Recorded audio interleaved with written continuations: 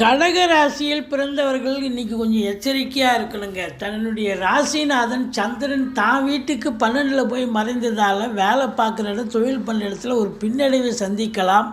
அல்லது உங்களுக்கு தேக ஆரோக்கியத்தில் பிரச்சனை செலவுகள் செய்யக்கூடிய அமைப்பு இருக்கலாம். இருந்த போதிலும் பணம் பல வகையில் பையை நிரப்பும். உங்கள் சொல்லுக்கும் செயலுக்கும் மதிப்பு மரியாதை ஏற்படும்.